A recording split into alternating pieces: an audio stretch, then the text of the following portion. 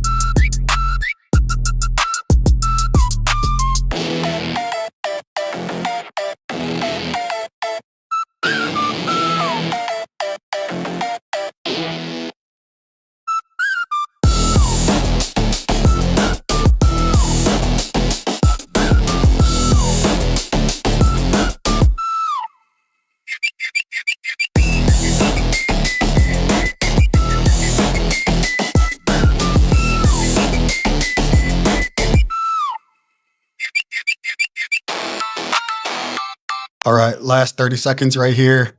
You can see my RPM started dipping right around the minute mark. My legs were hurting, man. This is what set the legs off from here going forward. They were sore, but tried to finish strong, get all I had. Tried to bring the RPMs up, but seems like they're going to sit around 78 to 80. Excuse me, and that's okay. That's where I usually climb anyways. But yeah, I'm happy with this effort. As you can see, I have the controllable off, the second green box, and I'm eventually going to close that whole window because I figured it's just easier to stay controllables in Zwift, and really the erg modes in between each test really didn't matter. I just tried to stay around whatever the target watts was. So that little blank spot coming up, they allow you to get off the bike here for a little bit. So yeah.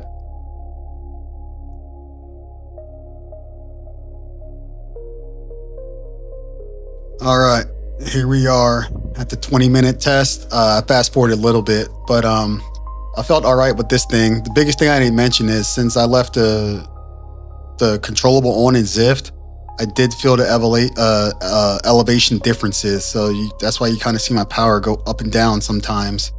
And I would say it slightly affected it because I couldn't really find the gear to stay in. But for the most part, I got it done. The first 5 minutes, I kind of just chilled around these lower watts, just getting my legs right after that 5 minutes. And then once I hit the 15-minute mark, I tried to stay around like 240 and above, with slightly increasing as we go.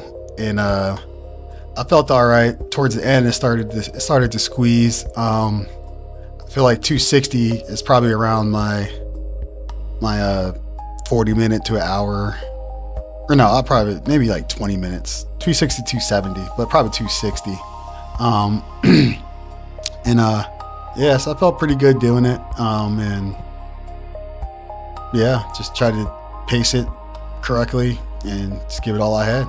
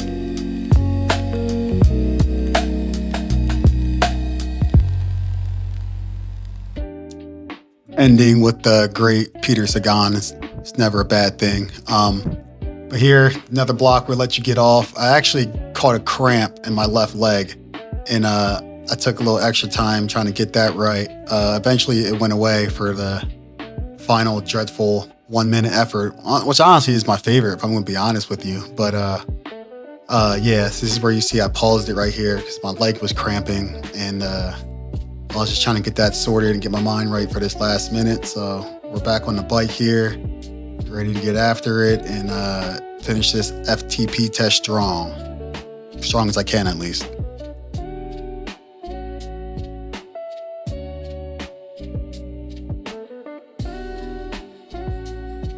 All right, here we go. Time to fight. Absolutely correct. We're about 10 seconds out for the last test. Is the 1 minute all out effort. This I felt pretty good about. I do like coming out the saddle, so it was my other opportunity to come out the saddle, and I kind of just sat right here trying to find a rhythm, pump it, try to stay like this for like 30 seconds, sit for maybe like 5-10 seconds, and then go into the hoods for however remaining time was left. So I just, the 557 is actually what I did going on the leg snapper, and that was a completely full gas, crazy effort. So I'm not sure if that was sustainable. So here I am sitting, around 28 seconds left of this minute, and here I'm about to go in the hoods. All right, so this is where I'm gonna start drilling again and try to hold on for dear life. And trying to channel my inner world tour rider, Matthew Vanderpool / Peter Sagan / all the greats all in one. But yeah, I'm hurting, as you can see, but I think I finished strong and I'm happy with it. And please give me all the donuts. I think I deserve them. All right, so the test is over. Overall, I'm happy. Here at the end, I'm kind of show you guys some of my stats that came about. I actually did this test almost the exact time 2 years ago. That was the last time I did it. So here you see the difference between the two tests. The top one was the most recent. Here are the numbers I got from it, from training.